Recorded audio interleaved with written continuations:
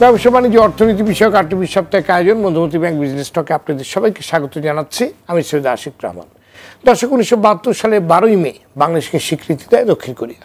তারপর থেকে অর্থনৈতিক, বাণিজ্যিক এবং উন্নয়ন সহযোগী হিসেবে দুই দেশের সম্পর্ক ক্রমাগত বিস্তৃত হয়েছে। 1978 সালে কোরীয় দাইও কোম্পানির হাত ধরেই বাংলাদেশে পোশাক খাতের যাত্রা শুরু হয়। সেই সময় 130 জন কর্মকর্তা ও কর্মীকে দক্ষিণ কোরিয়ায় 6 মাসের প্রশিক্ষণ দেওয়া হয়। সেই প্রশিক্ষণপ্রাপ্তদের অনেকেই এখন বাংলাদেশের তৈরি পোশাক কারখানার মালিক। বাংলাদেশের বিনিয়োগকারী অন্যতম প্রথম বিদেশি কোম্পানিও কোরিয়ান। বস্ত্র ও পোশাক, চামড়া ও চামড়াজাত পণ্য, বিদ্যুৎ প্রযুক্তি, মেটাল ও মেশিনারি পণ্য, ব্যাংক, সিমেন্ট নির্মাণ, খাদ্য, জাহাজ এবং রাসায়নিক সহ বিভিন্ন খাতে বাংলাদেশে বিনিয়োগ করেছে দক্ষিণ কোরিয়া। সাম্প্রতিক সময়ে ইলেকট্রনিক্স, অটোমোবাইল ও অবকাঠামো খাতে বিনিয়োগ বেড়েছে দক্ষিণ কোরিয়ার। দেশে এখন স্যামসাং ও এলজির মতো প্রতিষ্ঠান ইলেকট্রনিক্স পণ্য উৎপাদন শুরু করেছে। অটোমোবাইল সংযোজন শুরু করেছে হুন্ডাই। গবেষণা বলছে 1991 থেকে 2021 সাল, এই 3 দশকে দক্ষিণ কোরিয়া ইকোনমিক ডেভেলপমেন্ট কোঅপারেশন ফান্ডের আওতায় বাংলাদেশের জন্য $1.24 বিলিয়ন ঋণ প্রতিশ্রুতি দিয়েছে। তবে বছরে $3 বিলিয়ন দ্বিপাক্ষিক বাণিজ্যে $2.35 বিলিয়ন পণ্য শুধু আমদানি হয়। এমন একটি চিত্রকে সামনে রেখে দর্শক, আজ আমাদের আলোচনার বিষয় বাংলাদেশ দক্ষিণ কোরিয়া বাণিজ্য সম্পর্ক, সম্ভাবনা ও করণীয়। আর এই বিষয়ে আলোচনার জন্য আজ আমাদের সঙ্গে স্টুডিওতে আছেন দক্ষিণ কোরিয়ায় বাংলাদেশের উদ্যোক্তা, ব্র্যান্ড JR ইলেকট্রনিক্স কোম্পানির সিইও প্রকৌশলী মোহাম্মদ রফিকুল ইসলাম ভুট্টো, BIISS এর গবেষণা পরিচালক অর্থনীতিবিদ ডক্টর মাহফুজ কবির এবং অনলাইনে যুক্ত আছেন আন্তর্জাতিক সম্পর্ক বিশেষজ্ঞ অধ্যাপক ডক্টর দেলোয়ার হোসেন এবং Korea Bangladesh chamber of commerce and ইন্ডাস্ট্রিজের প্রেসিডেন্ট শাহাবুদ্দিন খান। যাচ্ছি মূল আলোচনায়। অধ্যাপক ডক্টর দেলোয়ার হোসেন, গত বছর বাংলাদেশ ও দক্ষিণ কোরিয়া দ্বিপাক্ষিক সম্পর্কের 50 বছর উদযাপিত হলো। এই 50 বছরে দেশ দুটির সম্পর্ক কতখানি শক্তিশালী হয়েছে? ধন্যবাদ আপনাকে।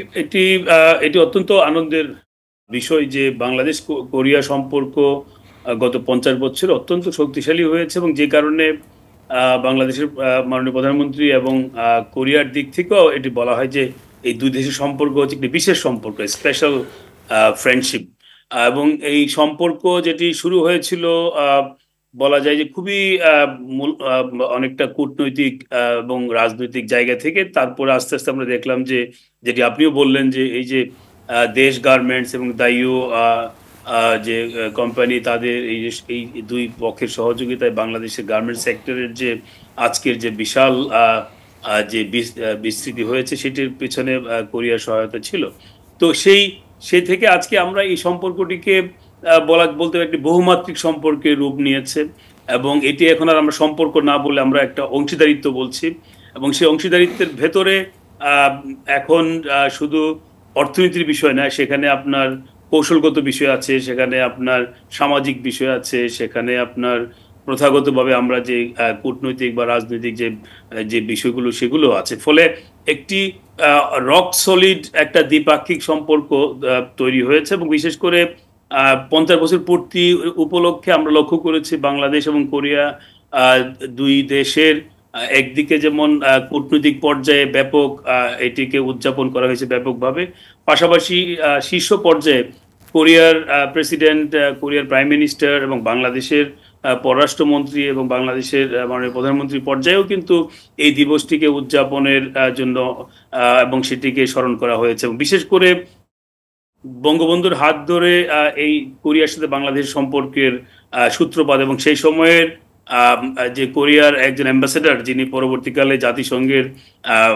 আপনার মহাসচিব হয়েছিলেন, বান কি মুন, যিনি খুব গুরুত্বপূর্ণ ভূমিকা পালন করেছিলেন সেই মুক্তিযুদ্ধের সময়, তিনি কিন্তু এই বাংলাদেশকে স্বীকৃতির ব্যাপারে কোরিয়ার একটি বড় ভূমিকা পালন করেছিলেন। ফলে এই যে ঐতিহাসিক যে ঘটনাগুলো আছে এবং 50 বছরের সম্পর্কটাকে যেভাবে শক্তিশালী করা হয়েছে, এবং 2019 সালে কোরিয়ার আপনার প্রধানমন্ত্রী বলেছেন যে গত 50 বছরে বাংলাদেশ কোরিয়া সম্পর্ক বিকশিত হয়েছে, এবং আগামী 50 বছরও বাংলাদেশ কোরিয়ার সম্পর্ক আরো শক্তিশালী হবে।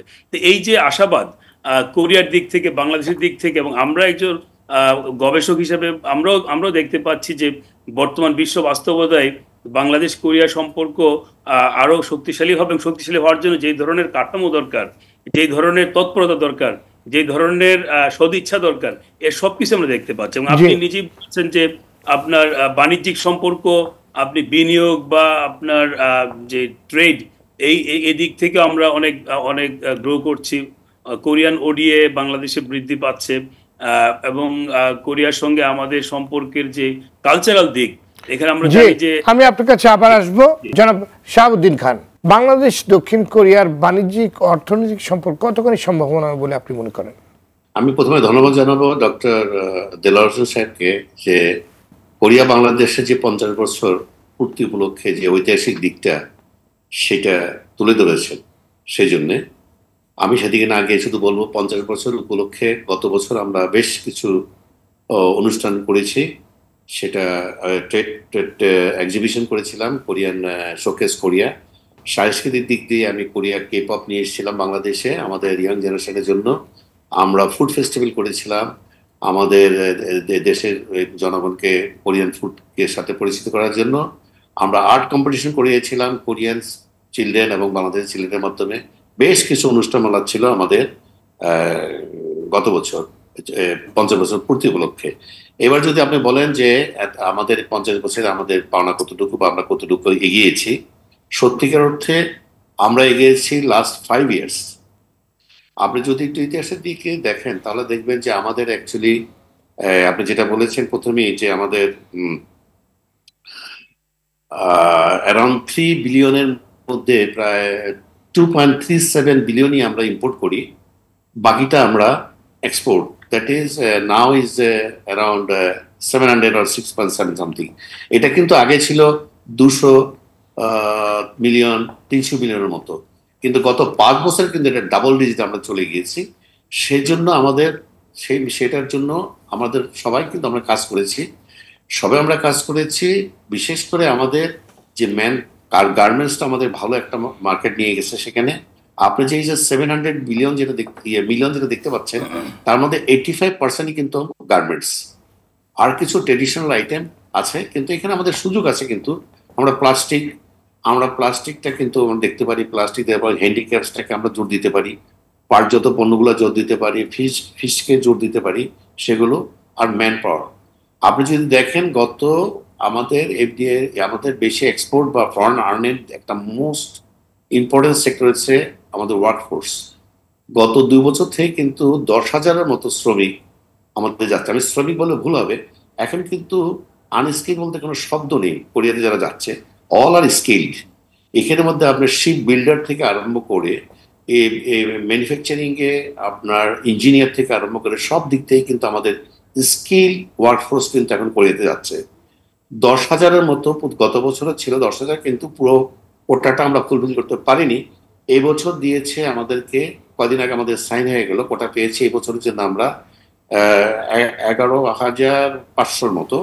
তার মধ্যে আমাদের 700-ই হচ্ছে আপনার ম্যানুফ্যাকচারিং, তারপরে ship building, fisheries and construction. তো এই দিকগুলো কিন্তু বেশ ইম্পর্টেন্ট আমাদের যে ওয়ার্কফোর্স যদি আমরা বাড়াতে পারি, কারণ কোরিয়া, জাপান, অন্যান্য বিশ্বে কিন্তু এখন পপুলেশনের হার কমে যাচ্ছে দিন দিন, এবং ওয়ার্কফোর্স কিন্তু কমে যাচ্ছে কোরিয়াতে। 2 নম্বর হচ্ছে জিওগ্রাফিক্যালি অর দ্য হিস্টোরিক্যালি বাংলাদেশকে কোরিয়া একটু ভালো প্রেফারেন্স দেয় অন্যান্য দেশ থেকে। সেই ক্ষেত্রে আমার মনে হয় এই সুযোগটা আমাদের কাজে লাগাতে হবে, এবং তারা দিচ্ছে আমাদের আস্তে আস্তে 10,000, কালকে আসবে 20,000, পরশু 30,000, এবং এটার স্যালারি কিন্তু বেশ মোটা অঙ্ক। এটা কিন্তু সৌদি আরবের দ্য মিডল ইস্টের স্যালারির সাথে তুলনা কম হবে। এখানে কেউ কিন্তু 1,000, 2,000, 3,000 ডলার নিচে কেউ ইনকাম করে না। তো this is a very good earning source আর ফরেন কারেন্সি রেমিটেন্স যারা আনে তাদের মধ্যে একটা। আর আপনার যদি বলেন যে হ্যাঁ, এই 4-5 বছর আমাদের অনেক উন্নত হয়েছে, অনেক ইনভেস্টরও এসেছে, যেটা আপনি অনুষ্ঠান প্রথমেই বলেছেন, যেগুলোকে আমরা ইম্পোর্ট করতাম লাইক হোন্ডাই কার, স্যামসাং, সেগুলো এখন আমাদের দেশেই সংযোজন হচ্ছে কিংবা তৈরি হচ্ছে। জি ধন্যবাদ। আমাদের আরো কিছু প্রশ্ন আছে আপনার কাছে, নিশ্চয়ই আমি সেগুলো নিয়ে আপনার কাছে পরে আবার আসবো। প্রকৌশলী রফিকুল ইসলাম ভুট্টো, আপনি তো দক্ষিণ কোরিয়ায় থাকেন এবং দক্ষিণ কোরিয়া একজন বাংলাদেশি উদ্যোক্তা। জি জি, আপনার বিশ্লেষণ কি পণ্য এবং জনশক্তি রপ্তানির ক্ষেত্রে দক্ষিণ কোরিয়া বাংলাদেশের জন্য কতখানি সম্ভাবনায় ডেস্টিনেশন বলে আপনি মনে করেন? অবশ্যই বাংলাদেশের যে ম্যান পাওয়ারগুলো যাচ্ছে এখন আমাদের কোরিয়াতে যারা যাচ্ছে এদের তো স্যালারি মিনিমাম স্যালারিটা হচ্ছে $2,000 মতো, এবং যারা ওভার টাইম করতেছে, যারা কন্টিনিউ কাজ করে যাচ্ছে তারা কিন্তু 3,000 উপরে 4,000 উপরে চলে যাচ্ছে। আসলে একটা বাংলাদেশের এভিডেন্সের জন্য কোরিয়া শক্ত একটা ভূমিকা পালন করতেছে মেনলি। আমি মনে করি যে আমাদের এই ম্যান পাওয়ারটা যদি আরও বাড়ানো যায় আমাদের দেশের জন্য অবশ্যই এটা উপকৃত হবে। এবং আমরা কোরিয়াতে যারা বিশেষ করে কাজ করতেছি তারা বিশেষ করে বিশ্বস্তর সাথে কাজ করি, এবং আমাদের কাজটা পৃথিবীর সব জায়গাতেই আছে শ্রমিক হিসাবে। কিন্তু আমরা যতটুকু জানি কোরিয়া একটা হাইটেক বেসড কান্ট্রি, যে কিরকম শ্রমিক পাঠালে কিংবা কোন সেক্টরে আমাদের ডিমান্ডটা বেশি। অ্যাকচুয়ালি দেখেন কোরিয়াটা হলো ইন্ডাস্ট্রিয়াল একটা দেশ, এখানে ছোট ছোট ইন্ডাস্ট্রিগুলো আছে। যেমন দেখেন যে মালিকের ওয়াইফ সহ কাজ করতেছে, কিন্তু 5-7 জন বিদেশি কর্মচারী নিয়ে কাজ করতেছে। এই সমস্ত ছোট ছোট ফ্যাক্টরিগুলো কিন্তু এখন কোরিয়ার অর্থনীতিতে বেশ প্রভাব ফেলছে। এবং এই পারপাসে দেখেন যারা কোরিয়ান পড়াশোনা করতেছে, যাদের স্ট্যাটাস একটু ভালো দিক আছে, ওরা কিন্তু ফ্যাক্টরিতে কাজ করতে দিতে চাচ্ছে না, যার পরিপ্রেক্ষিতে বিদেশি শ্রমিকগুলো নিয়ে এই কাজগুলো করানো হচ্ছে। সেখানে তো আমাদের অপরচুনিটি তৈরি হচ্ছে, কিন্তু কিরকম শ্রমিক আমার দরকার? টেকনিক্যাল সাইডে গেলে তো বেটার, সবচেয়ে বেটার, কিন্তু ওখানে যে একদম টেকনিক্যাল সাইডটাই সবচেয়ে বেশি ডিমান্ডেবল তাও না। কারণ ওনারা বেসিক্যালি যে কোনো ফ্যাক্টরিতে গেলে আপনি একটা জিনিস মনে করেন তৈরি করতেছেন, কন্টিনিউ সেম কাজটাই আপনি করতেছেন, যার পরিপ্রেক্ষিতে আপনি ওখানে প্রশিক্ষণ নিলেও হয়ে যায়।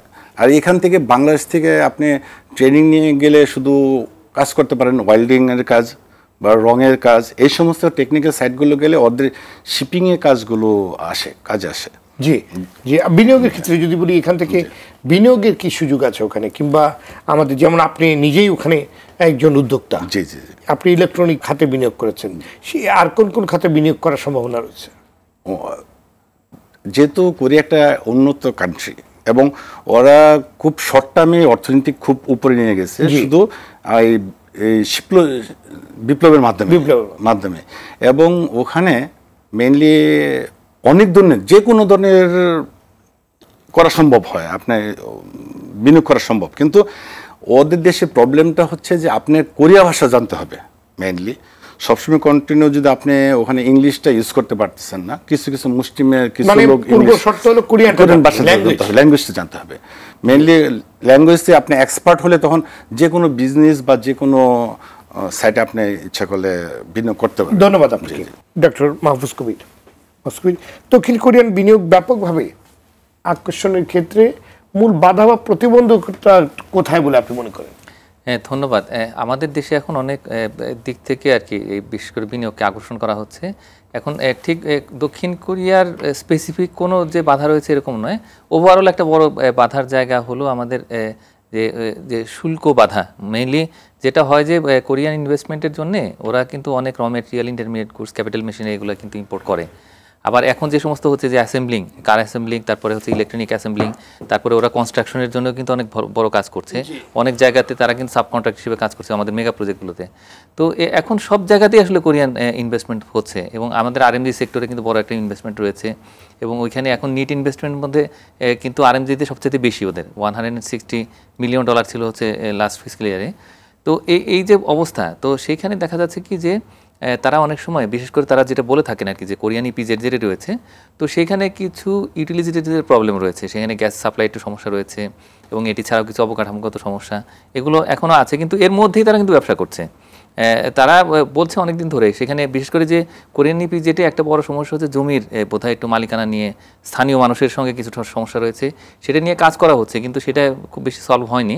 তো এটি ছাড়াও যেহেতু তারা অনেক ইনভেস্টমেন্ট আনছে, সেক্ষেত্রে সরকারের দিক থেকেও তো তাদেরকে সহযোগিতার কি বড় জায়গা রয়েছে বলে আমি মনে করি। হ্যাঁ, সহযোগিতা কিন্তু সবাইকে করা হচ্ছে। এখন তাদের একটা বড় একটা লিমিটেশন হচ্ছে কি, যে তারা কিন্তু ওই একটা জায়গাতে গিয়ে, বিশেষ করে ইয়ং ওয়ান এবং অন্যান্য যে সমস্ত কোম্পানিগুলো আছে, তারা কিন্তু ওই কোরিয়ান ইপিজেডে তারা ওই একটা জায়গাতে কাজ করছে, বড় জায়গায় ইনভেস্ট করেছে। কিন্তু আমাদের অন্যান্য আরও জায়গা রয়েছে, আমাদের কিন্তু স্পেশাল ইকোনমিক জোন হচ্ছে 100টা। হ্যাঁ, তো এখানে প্রায় 20-25টার মতো কাজ কিন্তু অনেক দূরে গিয়ে গেছে। তো তারা যদি ওইখান থেকে বের হয়ে এসে অন্য জায়গাতেও ইনভেস্টমেন্ট করে, তাহলে কিন্তু এই সমস্যাগুলো সব জায়গায় থাকে না।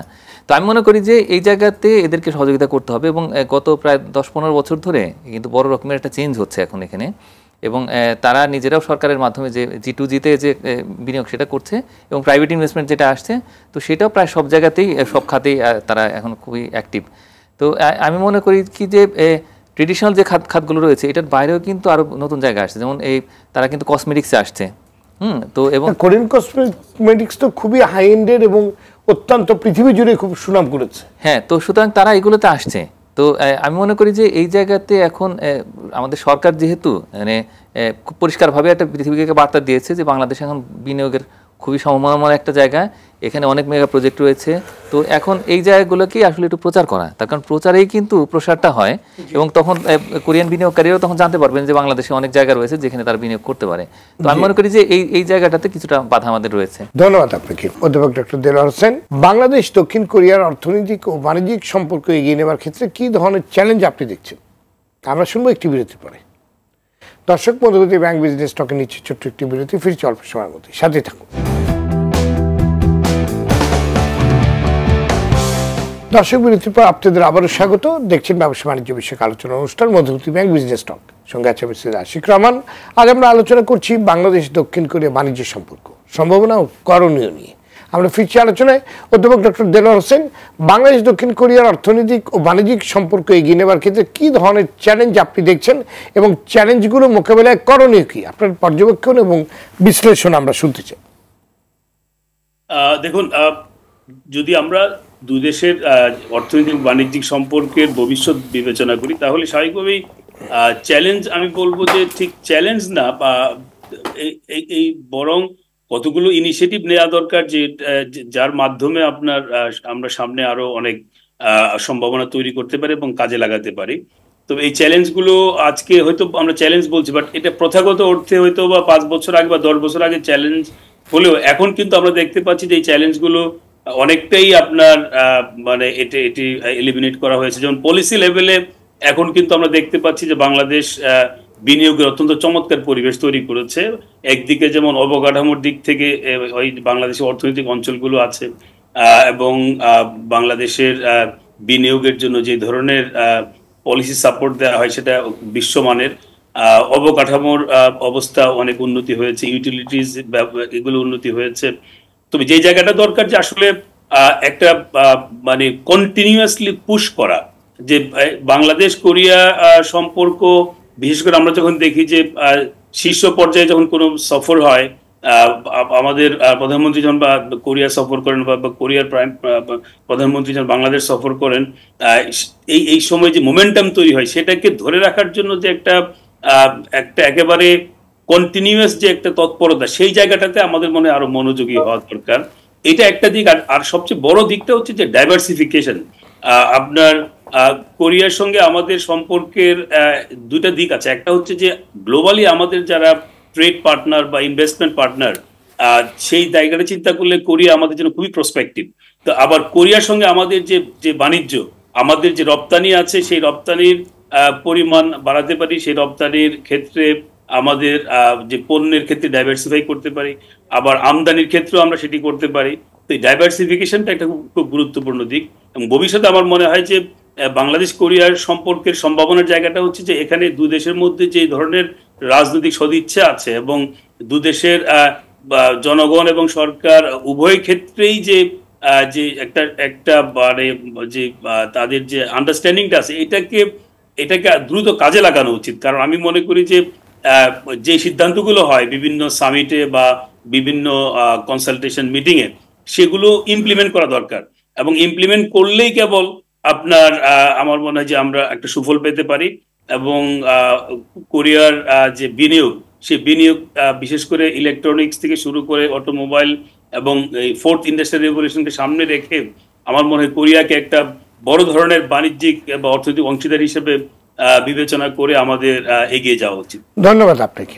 আমরা যাচ্ছি জনাব শাহাবুদ্দিন। বাংলাদেশের পোশাক খাত দক্ষিণ কোরিয়ার হাত ধরে বিকশিত হয়েছে, ইপিজেড সহ বিভিন্ন খাতে দেশটির বিনিয়োগও আছে। আপনি যদি বলেন বাংলাদেশে আর কোন কোন খাতে কোরিয়ার বিনিয়োগ করার সুযোগ রয়েছে? ধন্যবাদ আপনাকে। কোরিয়ার বিনিয়োগ বিশেষ করে আছে আপনার কসমেটিক, যেটি তো আগে আলোচনা করলেন, কসমেটিকে, আইসিটিতে আছে, তারপরে বিভিন্ন লাইট ইন্ডাস্ট্রি, সবচেয়ে বেশি লাইট ইন্ডাস্ট্রির জন্য হতে পারে। তারপর আপনার মোস্টলি বিকজ কদিন আগে আমরা সেমিনার করেছিলাম, কোরিয়ার বিভিন্ন স্মল স্মল ইন্ডাস্ট্রি যারা আছে, ম্যান পাওয়ার কস্ট বেড়ে যাওয়ার জন্য এবং তারা আমাদের এখানে ইনভেস্ট করার জন্য তারা জয়েন্টলি এবং ডাইরেক্টলি তারা ইনভেস্ট করার জন্য আমাদের এখানে একটা প্রতিনিধি দল চলে এসেছিল। অ্যাকর্ডিংলি আমরা বিডার সাথেও বসছিলাম, কারণ আপনি একটু আগে বলেছিলেন যে কি কি বাধা। আসলে কোরিয়া না, যত ফরেন ইনভেস্টর আসে সবার জন্য একই সমস্যা আমাদের দেশে, সেটা একটু লাল পিতা বলেন যেটা বলেন একটু ইয়ে হয়ে যায়। But I am very happy to say that কদিন আগে বিডার সাথে সম্মেলন করে বিডা এখন কিন্তু অনেক নতুন নতুন ওয়ান স্টপ সলিউশন চালু করেছে, যেটাতে কিনা কোরিয়ান ইনভেস্টর যারা আছে তাদেরকে যখন আমরা এগুলো দেখালাম তারা কিন্তু খুব খুশি হয়েছে যারা এখানে আছে। কারণ কি জানেন, যারা এখানে থাকে তারা যদি সমস্যার কথাটা বড় করে বলে তখন নতুন ইনভেস্টর কিন্তু আসতে চায় না। কিন্তু যে আছে তাদেরকে যখন আমি এই প্রপোজাল গুলো দেখালাম যে দেখো এখন বিডা কিন্তু এটা দিচ্ছে, you don't need to go to the BIDA, you can from the company from your own desk. এখন আপনি কিন্তু যে কোনো কোম্পানি কিন্তু বিডা কোম্পানিতে আপনি সব কিন্তু অনলাইনে কিন্তু দিতে পারবেন, যেটাকে ওরা বলে OSS, ওয়ান স্টপ সার্ভিস। এখন কোম্পানি ফর্ম হয়ে গেল, কিন্তু পরবর্তী পর্যায়ে কিছু কাস্টম জটিলতা হয়, কিছু আপনার ভিসা নিয়ে জটিলতা হয়, যার জন্য আমরা প্ল্যান করেছি আমাদের যে বিটা আমাদের টাইম দিয়েছে যে beta NBR, that is custom and ministry of commerce, এখানে বা হোম মিনিস্ট্রি, এই চারদিকে লোক শুদ্ধ নিয়ে আমরা একটা সেমিনার করব, যা কিনা সমস্যাগুলো যদি শুধু বিটা জানলে হবে না, রেসপেক্টিভ ডিপার্টমেন্ট বুঝতে হবে যে আসলে কি সমস্যাটা, যা কিনা আমরা ডাইরেক্টলি তাদের সাথে কাজ করতে পারি। তাহলে এখন এইটা যদি আমরা সাকসেসফুলি যে মিটিংটা করতে পারি, আমার মনে হয় সামনে এই এই কোরিয়ান ইনভেস্টররা আরো অনেক কিন্তু উদ্গ্রীব হয়ে বসে আছে কোরিয়াতে, কিন্তু জটিলতার জন্য কিন্তু মানে ওদেরকে ইনফ্রাস্ট্রাকচার দিতে হবে এবং কাজের সুযোগ দিতে হবে, তাহলে কিন্তু অনেক ইনভেস্টর চলে আসবে। There is a lot of opportunity looking for us. ধন্যবাদ আপনাকে। প্রকৌশলী রফিকুল ইসলাম ভুট্টো, স্মার্ট বাংলাদেশ বিনির্মাণে দক্ষিণ কোরিয়ার প্রযুক্তিগত দক্ষতা আমরা কিভাবে কাজে লাগাতে পারি, বিশেষ করে হাইটেক পণ্য উৎপাদনে আর দক্ষিণ কোরিয়ার বিনিয়োগ সম্প্রসারণে আমাদের করণীয় কি? অ্যাকচুয়ালি দেখেন, কোরিয়ার কনস্ট্রাকশনের দিক দিয়ে যান বা যে কোনো কাজের ভিতরে যান না কেন, কোরিয়া কিন্তু অনেক বেশি ফাস্ট। আমরা দেখেন, আমি একটা জিনিস ফলো করতেছি বাংলাদেশে এসে দেখলাম যে আমাদের বিল্ডিংগুলো করতে বা আমাদের অ্যাপার্টগুলো করতে যেমন একটা সময় লাগে, দেখা যায় যে একটা 12 তলা বা 14 তলা অ্যাপার্ট করতে 2-3 বছর উপরে লাগিয়েছে বা 4 বছর লাগিয়ে দিচ্ছে, কিন্তু কোরিয়া কনস্ট্রাকশন কিন্তু অনেক বেশি ফাস্ট। এদের এবং আমি মনে করি যে কোরিয়ার কনস্ট্রাকশনের দিকে যান, কসমেটিক্সের কথা তো বারবার আসতেছে, এটা বেশ ভালো অবস্থা, এবং যে কোনো প্রজেক্টের বিষয়ে যান, কোরিয়া এখন ওয়ার্ল্ড ফেমাস একটা ব্র্যান্ড বলা যায়। আমরা যেহেতু কাজ করতেছি এবং ওখানে আছি অনেক দিন ধরে, প্রায় 25 বছর হয়ে গেল আমার। আমি যেটা মনে করি যে আমাদের গভর্নমেন্ট, বাংলাদেশ গভর্নমেন্ট যদি কোরিয়াকে এখানে বাংলাদেশে বিনিয়োগ করার সুযোগ বেশি করে দেয়, তাহলে অবশ্যই কোরিয়ানরা আসতে ইচ্ছুক। এবং আমি অনেক কোরিয়ানদের সাথে এখন দেখি যে ওনারা বাংলাদেশে ইনভেস্ট করতে চাচ্ছে। মেইনলি কিছুক্ষণ আগে যেটা মাহফুজ কবির বলেছে যে প্রায় 100টার উপর আমাদের স্পেশাল ইকোনমিক জোন আছে, তারা তো সেখানে এসে উৎপাদন করতে পারে, তারা তো সেটাকেও কাজে লাগাতে পারে। এটা বাংলাদেশ গভর্নমেন্ট থেকে ওই ফ্যাসিলিটিগুলো দিতে হবে, যারা এই কোরিয়ান কোম্পানিগুলো এসে যেন স্প্রেড হয়ে যায় সারা বাংলাদেশে এবং ওরা যারা দ্রুত কাজ করতে পারে। আমাদের মেইনলি দেখেন ইন্ডাস্ট্রিয়াল প্রবলেমগুলোর মধ্যে আমাদের ইলেকট্রিক্যাল একটা প্রবলেম, গ্যাস সাপ্লাইগুলোর প্রবলেম, এই সমস্ত প্রবলেমগুলো সলিউশন করতে হবে। না হলে তো আর ওরা ইনভেস্ট করে প্রফিট পাচ্ছে না, প্রফিট না পেলে কোনো ইনভেস্টার ইনভেস্ট করবে না। জি, খুব গুরুত্বপূর্ণ একটি কথা আপনি বলেছেন জনাব ডক্টর মাহফুজ কবির। বাংলাদেশ কোরিয়ার মাঝে যে $3 বিলিয়ন বাণিজ্য হয়, আর সেখানে 2.3 বা 5 বিলিয়ন ডলারের পণ্য কেবল আমদানি হয়। এত বড় বৈষম্য আমাদের এখানে রয়েছে, এই বৈষম্য দূর করার সুযোগ আমাদের কতটুকু রয়েছে? আমি মনে করি যে আসলে এই সুযোগ যা কিছুই থাকুক না কেন এটাকে আর একটু ভালো করে কাজে লাগাতে হবে। এই মুহূর্তে কিন্তু আমরা যেরকম যে এক্সপোর্ট করছি আর কি, যে পণ্যের যে রপ্তানি, সেটি বাংলাদেশ ব্যাংকের হিসাব অনুযায়ী 623 মিলিয়ন ডলার, যেটা 2022-23 অর্থ বছরে ছিল। তো সেখানে দেখা যাচ্ছে যে 86% হচ্ছে আমাদের আরএমজির প্রোডাক্ট। এবং এটা মজার বিষয় হচ্ছে কি যে ওদের ওইখান থেকে কিন্তু আমরা অনেক কিছু আমদানি করি, অনেক পণ্য করে, আবার একই সঙ্গে যে আরএমজির যে র মেটেরিয়াল ইন্টারমিডিয়েটগুলো সেগুলো করি আমরা নিই। এবং সেটা করে কিন্তু আমাদের যে ইয়ং ওয়ান সহ যারা রয়েছেন তারা কিন্তু আবার তাদের দেশেও নিয়ে যান, গ্লোবাল মার্কেটে পাঠান। জি, তো এইটা হচ্ছে ভ্যালু চেইন বেসড আর কি আমাদের যে অ্যাক্টিভিটি। তাই আমি মনে করি যে এই জায়গাতে আসলে আমাদের একটু এমফাসিস দিতে হবে। হ্যাঁ, আর এখন আরেকটা যে সুবিধা সেটা হচ্ছে যে কোরিয়ার বাজারে কিন্তু আমরা এখন ডিউটি ফ্রি অ্যাক্সেস পাচ্ছি, ডিউটি ফ্রি কোটা এটি পাচ্ছি হলো ওদের জিএসপি ফ্যাসিলিটির কারণে। এবং 2026 সালে এটা থাকবে না।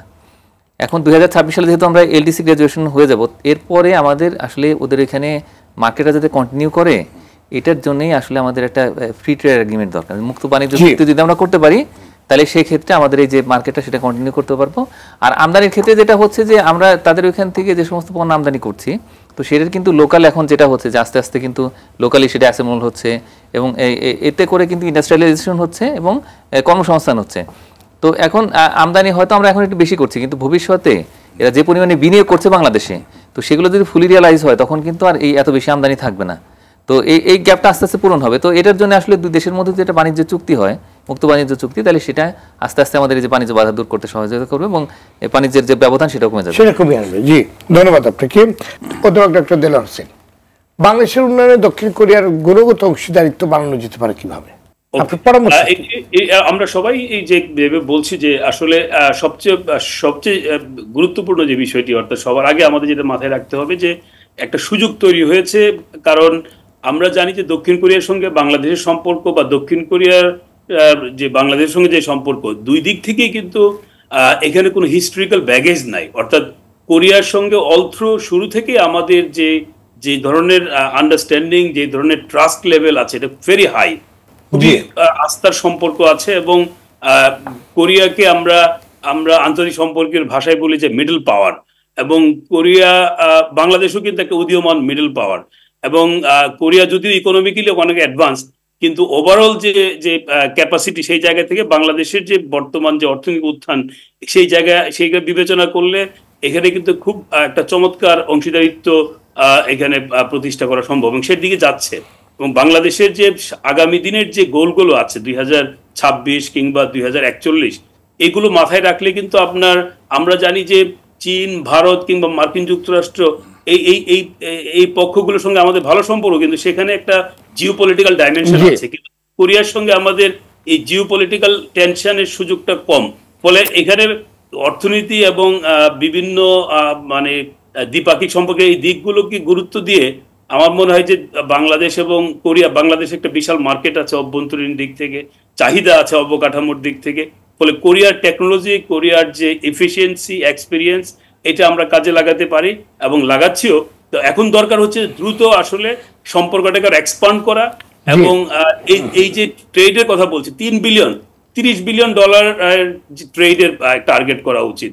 এবং আমার মনে হয় যে অনেক বড় টার্গেট করে দুই দেশের এগিয়ে যাওয়া উচিত এবং সময় নষ্ট করা উচিত। সুনির্দিষ্টভাবে যদি আপনি বলেন যে কোন কোন খাতে এই 30 বিলিয়ন ডলার বাণিজ্য নিয়ে যাওয়ার সম্ভাবনা রয়েছে, মানে একটা হচ্ছে যে আপনার, মানে আমি বলছি আজকের বিষয় না, সেটা হয়তো 10 ইয়ার্স এর একটা পরিকল্পনা। একটা হচ্ছে যে আপনার আমাদের যে রপ্তানির যে বিশেষ করে আরএমজিটাকে আমরা মানে আরএমজি রেখে আমরা ডাইভার্সিফাই করতে যাচ্ছি, কিন্তু আরএমজির একটা মানে বিকল্প মার্কেট আমাদের শুধু ইউএস বা ওয়েস্টের উপর ডিপেন্ড না করে আমাদের এশিয়াতে আমাদের আরএমজি নিয়ে যেতে হবে, সেখানে কোরিয়া একটা গুরুত্বপূর্ণ বাজার হতে পারে। আমাদের আরো অন্যান্য যে বিষয়গুলো আছে, বিশেষ করে আপনার মানে ইলেকট্রনিক্স থেকে শুরু করে অনেক ক্ষেত্রেই কিন্তু আমরা আমাদের রপ্তানি বাড়াতে পারি। আমদানি বাড়লে কিন্তু ক্ষতি নাই, কারণ আমাদের ইন্ডাস্ট্রিয়ালাইজেশনের জন্য কিন্তু আমাদের এই আমদানিও করতে হবে, এবং সেই আমদানি আমাদেরকে আরো সক্ষম করে তুলবে। তো এই জন্য আমি বলছি যে এই বিনিয়োগের দিক থেকে, বাণিজ্যের দিক থেকে, ওডি এর দিক, সবকিছুর ক্ষেত্রে কিন্তু আপনার অনেক বড় পরিকল্পনা করে আমাদের এগোতে হবে। ধন্যবাদ আপনাকে। আমাদের আলোচনা একদম শেষ পর্যায়ে। জনাব শাহাবুদ্দিন খান, বাংলাদেশের দক্ষিণ কোরিয়ার বিনিয়োগ আকৃষ্ট করতে কি কি পদক্ষেপ নেওয়া প্রয়োজন বলে আপনি মনে করেন? মানে সুনির্দিষ্টভাবে আপনার পরামর্শ যদি আপনি রাখেন। আমি যেটা প্রথমে বলেছিলাম যে আকৃষ্ট তো করা আছে, কিন্তু তারাও কিন্তু ইনভেস্ট করছে, ইনভেস্ট করছে না তা না। আকৃষ্ট করার জন্য আমার মনে হয় সবচেয়ে বেশি প্রয়োজন লাইট ইন্ডাস্ট্রিগুলো এদিকে নিয়ে আসা। আমরা যে সমস্ত ছোটখাটো জিনিস জাপান, ইন্ডিয়া, কোরিয়া থেকে ইম্পোর্ট করি, এই আইটেম যেগুলো হচ্ছে ওখানের মধ্যে, সেগুলো এখানে তৈরি করা। ফর এক্সাম্পল ওয়ালটন আছে, তারপর আপনার এখানে যে স্যামসাং যারা কাজ করছে, এদের যে ছোট ছোট জিনিসগুলো তৈরি করার জন্য, that is call light industry, সেটা যদি আমরা এখানে তৈরি করতে পারি, তাহলে আমাদের এই বুশ ছোটখাটো নাট বল্টুর জন্য কিন্তু আনতে হবে না ওদের থেকে। এটা কিন্তু ভেরি ইম্পর্টেন্ট। সেদিকে কোরিয়ার একজন বলছে তোমাদের এদিকে খেয়াল দেওয়া উচিত, যেই সমস্ত হেভি ইন্ডাস্ট্রিগুলো বাংলাদেশে আছে বা হচ্ছে বা আসতেছে, তাদের জন্য লাইট ইন্ডাস্ট্রি খুব প্রয়োজন। গভর্নমেন্ট কিন্তু অনেক, কিন্তু আপনি দেখবেন যে অনেক কাজ হচ্ছে, কিন্তু সেই মাতাবাড়ি পাওয়ার স্টেশন থেকে আরম্ভ করে বিভিন্ন পাওয়ার প্ল্যান্ট তৈরি হচ্ছে, সেখানে তো অনেক ছোটখাটো জিনিস লেগে যাচ্ছে। আমার মনে হয় আমার এই মুহূর্তে যেটা আমরা ভাবছি, সেটা হচ্ছে লাইট ইন্ডাস্ট্রি যেগুলো ওখানে আছে, সেটার জন্য আমাদের যে সমস্ত ইকোনমি জোনগুলো পড়ে আছে, অনেকগুলো ইকোনমি জোন কিন্তু এখনো আনইউটিলাইজ অবস্থা পড়ে আছে, এখানে করতে হবে, তাদেরকে ভালো একটা ফ্যাসিলিটি দিতে হবে, তাদেরকে একটা 5 years একটা ডিউটি ফ্রি অ্যাক্সেস দিতে হবে ইনভেস্ট করলে। আমার মনে হয় লাইট ইন্ডাস্ট্রিটাই এখন একমাত্র অ্যাট্রাক্টিভ হইতে পারে কোরিয়া। ধন্যবাদ আপনাদের সবাইকে আজকে আলোচনায় যোগ দেওয়ার জন্য। দর্শক, প্রযুক্তিগত সক্ষমতা ও দক্ষতা এগিয়ে থাকা দক্ষিণ কোরিয়ার অভিজ্ঞতাকে বাংলাদেশের উন্নয়নে ব্যাপকভাবে কাজে লাগানোর সুযোগ রয়েছে। উভয় দেশের মধ্যে বাণিজ্যিক অর্থনৈতিক সম্পর্ক দিন দিন বাড়ছে। এই ধারা অব্যাহত রাখতে শুল্ক অশুল্ক বাধাগুলো দূর করতে হবে। বাংলাদেশে বিনিয়োগের ক্ষেত্রে আমলাতান্ত্রিক জটিলতা সহ যে নানান চ্যালেঞ্জ রয়েছে তা দূর করতে হবে। দক্ষিণ কোরিয়ার বিভিন্ন খাতে দক্ষ জনবলের ব্যাপক চাহিদা রয়েছে। এই চাহিদা বিবেচনা নিয়ে দেশে প্রশিক্ষিত জনবল তৈরি করে রপ্তানি করতে হবে। বাংলাদেশ দক্ষিণ কোরিয়ার সম্পর্ক বর্তমানে যে উচ্চতা রয়েছে তা কাজে লাগাতে দীর্ঘমেয়াদী রোড ম্যাপ তৈরি করতে হবে, পদক্ষেপ নিতে হবে। দর্শক, আজ এ পর্যন্তই। সবাই ভালো থাকুন, সুস্থ থাকুন। সঙ্গে থাকার জন্য ধন্যবাদ।